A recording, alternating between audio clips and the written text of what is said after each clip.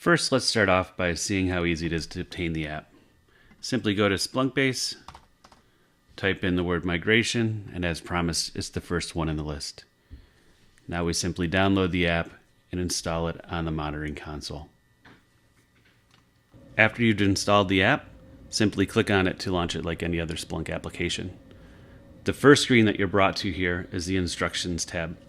You'll notice that this Instructions dashboard is actually the first of 4 dashboards that you're going to walk through while using this app. This number is going to change as the app evolves, but this is what we're at today.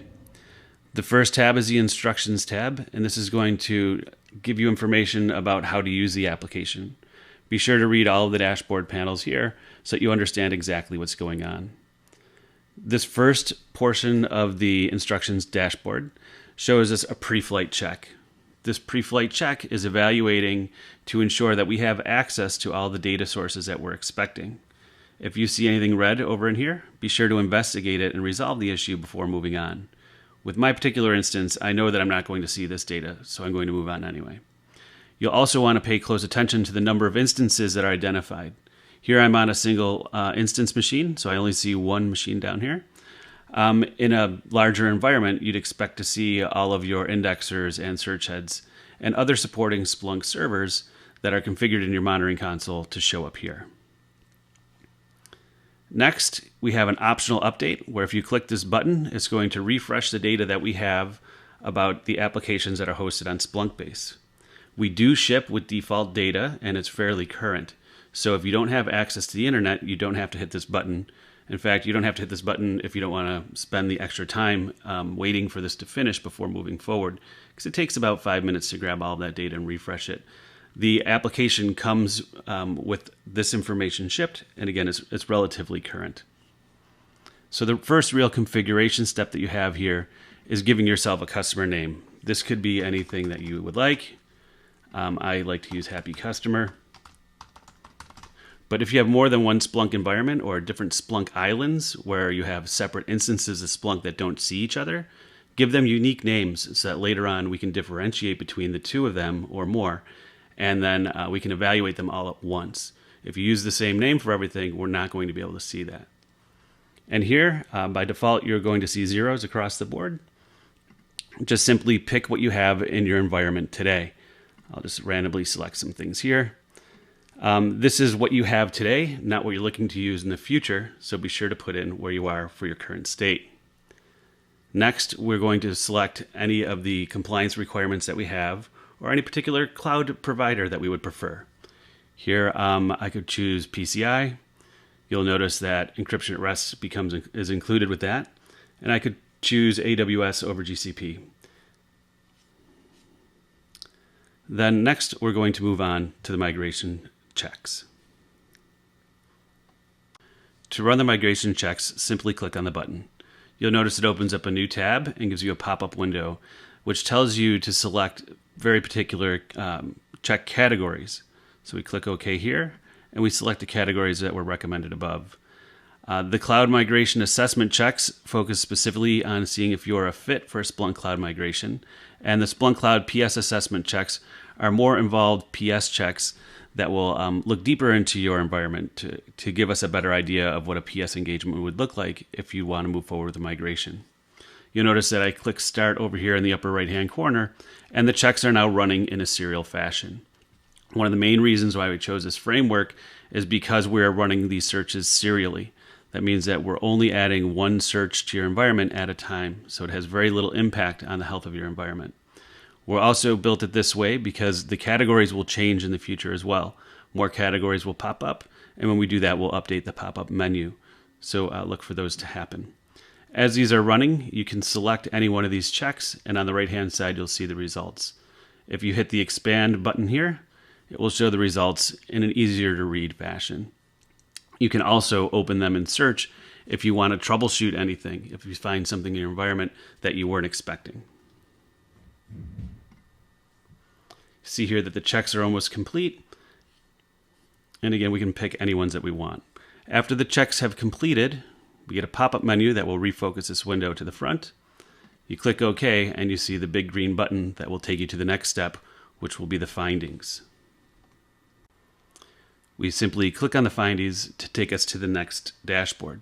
You'll notice that we're opening another window in a new tab, and here we have our findings. At the top, we have a summary of all the information that we manually entered in the beginning on the first Instructions tab.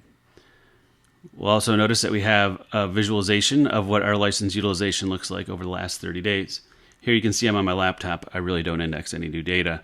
This will look much different in your environment, but it'll also give you an idea about how much of your license you're using and whether or not you need to expand that capacity in the future. The next window here you see is a license model recommendation. We have two different license models with Splunk Cloud. One of them is ingest-based recommendations, or ingest-based licensing rather.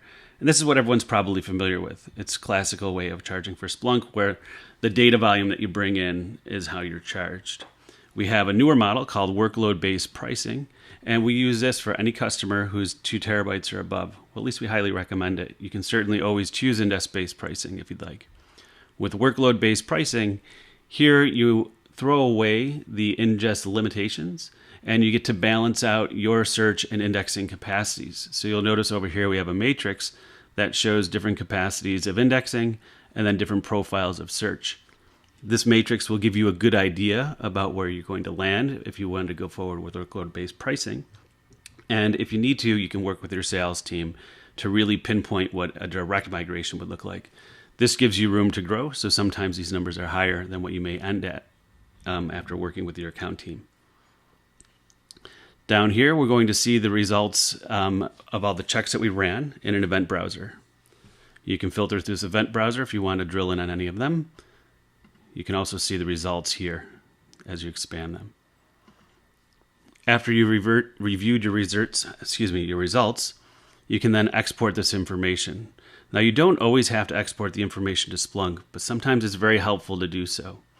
Today, what we ask you to do if you're sharing the data with us, first you have to agree to the terms, click Export, and after this data is downloaded, you would open up a P4 ticket and then share that information to Splunk that way by attaching this data to that P4 ticket. We have upgrades happening right now where we're going to change the way that experience works. So pay close attention to the instructions inside of here because they will change. The whole customer portal will have a new option of uploading this data into Splunk. After you have this information uploaded into a ticket, simply share that with your Splunk account team, and they'll be able to review this information offline. Next, let's look at the PS checks. The professional services scoping is optional and is something that you would want to step through with a professional services consultant. However, if you want to play around with it on your own, you're absolutely free to do that as well. To get there, we simply click on the link at the top of the dashboard, and it'll take us there. Here you'll notice at the top that we have a similar export feature. We're going to come back to this in a moment. Below that, we can change these values to reflect what we'd like to do within our professional services engagement. So we could tell them that, yes, we do want to do a data migration, and then we can select any additional services that we may see fit for this particular engagement. We can then provide a target completion date. Let's say we wanted to get this done rather quickly. And then down below here, you'll notice that we have topology options. So we can define what our topology looks like today, and this will help us understand what the professional services engagement would look like if we were to move forward. Down below here, you can see that we have a summary of the data that we've inputted again. And then below this, we have another version of the same events console if we wanted to troubleshoot any of the events that happened during the checks. It works identically to the one that we saw in the dashboard before. Now, if we go back up to the top and we agree to the export, this data export details is the same as in the dashboard before, but you notice here we have an additional export option. This document export is a very neat feature, and what it does is it creates a Word document that will summarize everything that we have inside of this application or that we've collected. You'll need to click yes here to move forward. And now you can see here that I have a report of all of the findings. This makes it easy to share this information with folks that aren't Splunk savvy or don't have access to Splunk to see these dashboards on their own. As we go through here, you can see that these are just exports of the data that we've collected. Okay. Now let's move on and see what it looks like if we were to analyze this data offline.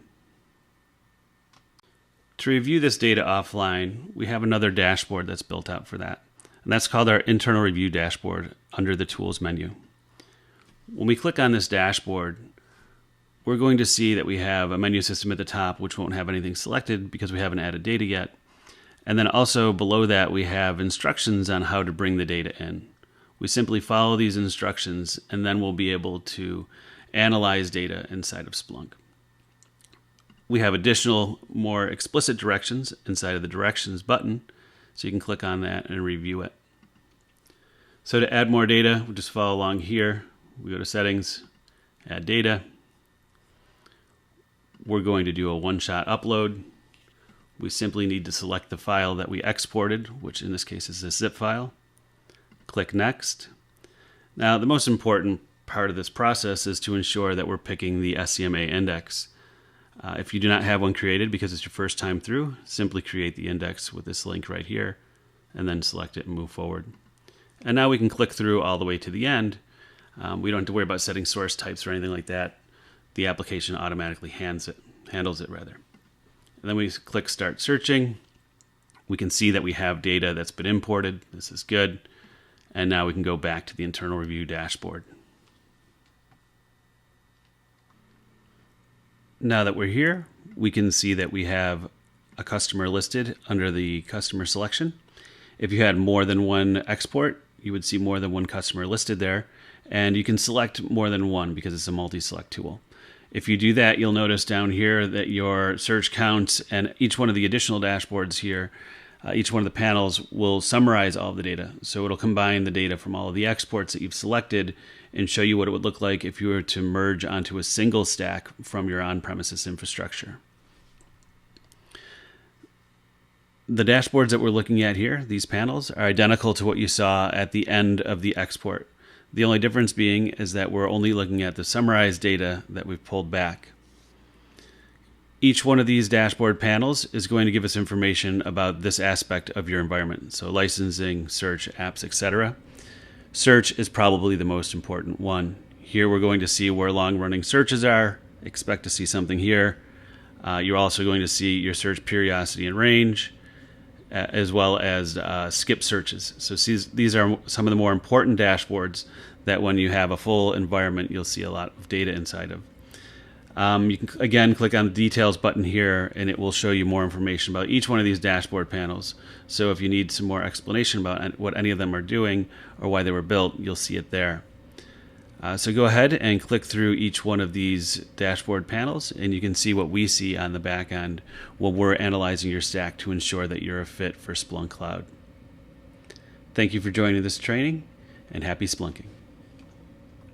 Right now, I'd like to go back and take one more look at the findings and the data that we're exporting so that there's a clear understanding of the data that we're bringing into Splunk. When we're down here at this data export panel, you'll notice that we have other dashboard panels linked. Here, if we click on this, we're going to see an example of what the data is that we are collecting and sending off to Splunk. Here, you'll see that it's all been either obfuscated or removed, anything that's considered PII. So usernames, host names, IP addresses, things like that. And if you wanted to see all of the data, you can click on this dashboard. We only load a sample by default because in larger environments, that dashboard can take a while to load. So here you're going to see all of the findings inside of Splunk. This format of the file is JSON, so this makes it a little easier for you to read. But if you wanted to, you could certainly look inside of the data export, expand it, and look at each one of the individual files and see what data is inside of there.